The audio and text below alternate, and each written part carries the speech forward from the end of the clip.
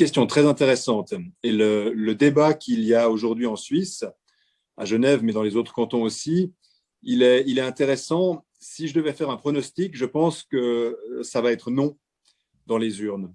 Je pense que ça va échouer. Alors, en Suisse, on dit que le peuple, il n'a pas toujours raison, mais il a toujours le dernier mot.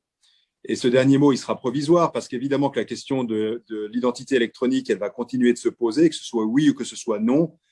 Et honnêtement, je pense que ce sera plutôt non parce que les gens n'ont pas encore assez confiance. Le débat, il va se poursuivre. Mais il porte sur quoi? Vous me demandez en fait où sont les pierres d'achoppement.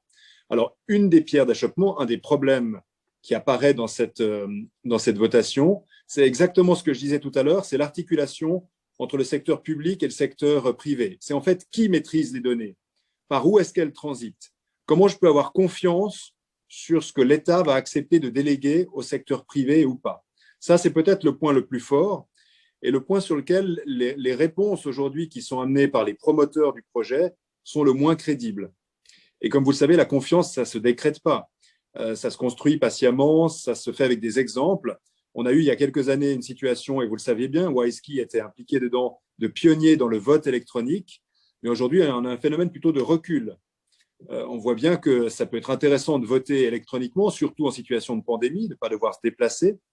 Mais en même temps, on a le sentiment qu'on n'a pas toutes les garanties de système pour être certain que les votes ne sont pas manipulés. Et puis, il y a eu quelques exemples récents au niveau de l'actualité internationale qui ont montré que la formation de l'opinion et parfois les aspects techniques du vote pouvaient être pilotés à distance.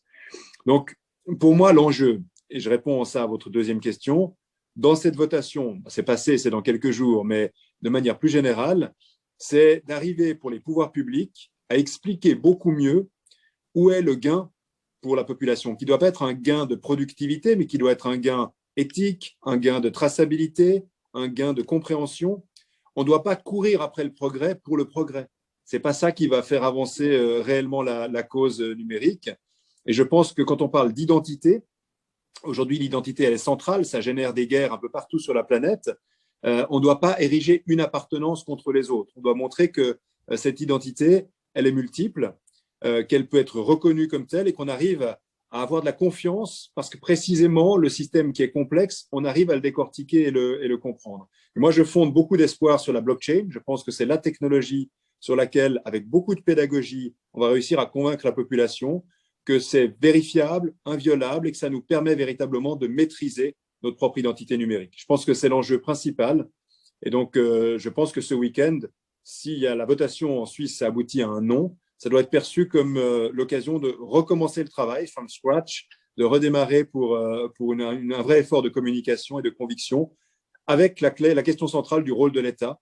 Le rôle de l'État dans la maîtrise des données, dans la vérification de la qualité de celles-ci et la capacité pour chaque citoyen de dominer ses propres données.